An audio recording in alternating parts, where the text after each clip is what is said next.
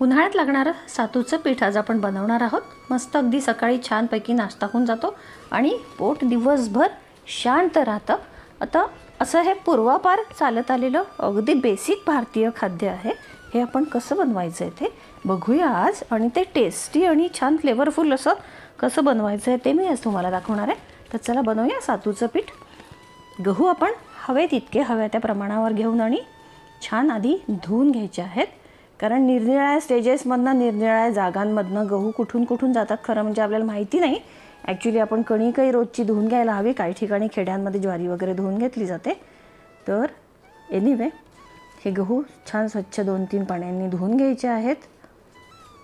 हे बघा मी साधारण 1.5-2 किलो घेतलेले आहेत। मला इकडे तिकडे जरा सातूचं पीठ द्यायचं असल्यामुळे तर हे असे चाळणीवर टाकत जावे घेऊन गहू परत एकदा 2-3 पाण्यामध्ये असे स्वच्छ धुवून घ्यायचे आणि चाळणीवरती निथळत ठेवायचे एक 10 मिनिटं वगैरे।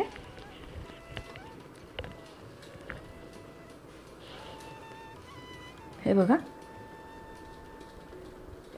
चाळणीवर छानपैकी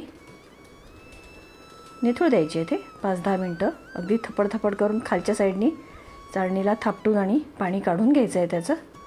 आणि आता आपण एका स्वच्छ कपड्यावरती याला पसरवून देऊया रात्रभरासाठी। चांगलं खणखणीत रात्रभरात साधारण दिवसा म्हणजे वाट बघावी लागत नाही, त्यामुळे हे काम रात्रीच करायचं। डायनिंग टेबलवर वगैरे पसरवून ठेवायचं, उगीच खाली बिली नको। तर रात्रभर वाळून घ्यायचे आणि वाळून म्हणजे अगदीच खणखणीत ऊन बिन काही दाखवायचं नाही आहे, कारण आता आपण त्याच्यात भाजणार आहोत त्याला, त्यामुळे काहीच प्रश्न नाही आहे की खूपच खणखणीत वाळवून घ्यायचे। काही ठिकाणी हे हडकतात। आता पूर्वीच्या काळी याचं हस्किंग करायचे, डिहस्किंग म्हणजे याला उखळात टाकून त्याच्यावर मुसळी मारायचे आणि त्याच्यानंतर त्याची सालं निघायची। थोडंसं पाणी मारून त्याला त्याच्या डोक्यावरती मुसळ घातलं, लाकडी मुसळ, की त्याची सालं हळूहळू निघत जायची आणि नंतर ते पाखडून आणि सालं काढून घ्यायचे। हे बघा मी याला डाळ्या घेतल्या आहेत साधारण पावशेर वगैरे गव्हाला। तर याच्यात डाळ्याच घालाव्यात, उगीचच हरभऱ्याची डाळ वगैरे नीट खोलवर भाजली जात नाही तर काही ठिकाणी खेड्यापाड्यांमध्ये वगैरे भट्टीत हरभरे भाजून आणतात, मग त्याचा पण काळसर रंग येतो थोडासा। तर डायरेक्ट डाळ्याच घ्याव्यात। आता हे जाडसर तुम्हाला असे गोलट दिसायला लागतात हे गहू गोल गोल। तर त्याचं मी काय म्हणत होते की हस्किंग करायचे आधी पाखडून बिखडून, पण नंतर आपल्या हे लक्षात आलेलं आहे की फायबर्स पोटाला फार गरजेचे असतात, त्यामुळे हल्ली आपण कणिक चाळतही नाही। जे चाळत असतील त्यांनी ती चाळू नये, कणिक चाळायला बिळायची कधीच नसते। आणि डिहस्किंग वगैरे काही करायचं नाही आहे, हे फायबर्स पोटात गेले पाहिजेत आपल्या, तर ते तितकेच उपयोगाचे आहेत पोटासाठी। म्हणून हे फक्त धुवून आणि वाळवून घ्यायचे आणि छानपैकी भाजून घ्यायचे आहेत गहू टप्पोरा होईपर्यंत। टप्पोरा आणि थोडासा कलर चेंज झाला पाहिजे, याचा थोडासा ब्राउनिश वगैरे होतो। हे बघा मी तुम्हाला दाखवते पण आहे की कसा मस्तपैकी गोल गोल असा जाडजोड खाऊन धष्टपुष्ट झाल्यासारखा दिसतोय ना गहू, तसा ते बघा खाली असे गोल गोलसे दिसतात आहेत गहू। तर आता याच्यामध्ये साधारण 1.5 किलोला च्या गव्हाला साधारण 2 चमचे 2 टीस्पून असे जिरं घ्यायचं आहे आणि ते छान टपोरा होईपर्यंत भाजून घ्यायचं आहे।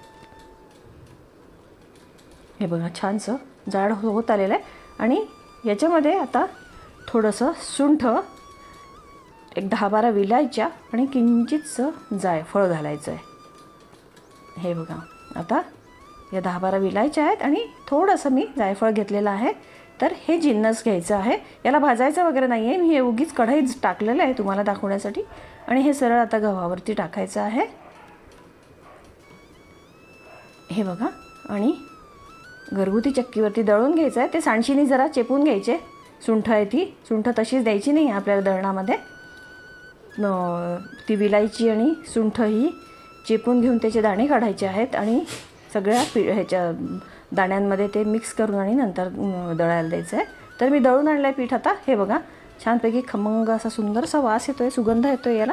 हे सातूचं पीठ बनवताना गूळ नीट विरघळून घ्यायचा, थंडगार फ्रीजमधलं पाणी घ्यायचं, फ्रीजमधलं नसेल तर माठातलंही घेतलं तरी चालतं आहे. छान गूळ वितळवून घ्यायचा आणि मग त्याच्यामध्ये मस्त सातूचं पीठ टाकायचं. ते ढवळून ढवळून त्याच्यातल्या गुठळ्या मोडायच्या. हव्या त्या क्वांटिटीमध्ये हवं तसं पीठ बनवायचं, हव्या त्या कन्सिस्टन्सीमध्ये बनवायचं. हवं तितकं गोड जरी बनवलं तरी चालेल. साधारण गुळातच हे बनवायचं म्हणजे पोटाला अतिशय छान असतं. आता तुम्ही म्हणाल की साखरेत का नाही आहे की हा गूळ वगैरे वगैरे वगैरे, पण ठीक आहे, साखरेपेक्षा गूळ, आपण गुळाने टेस्टी होतं. पण हा गैरसमज आहे बरं का, की म्हणजे मला शुगर आहे तर त्यामुळे मी गूळ खातो वगैरे. It's all mites. गूळ असो की साखर असो, इम्पॅक्ट सारखेच आहेत, पण गुळाने टेस्ट छान येते. एक रॉ टेस्ट असते गुळाची.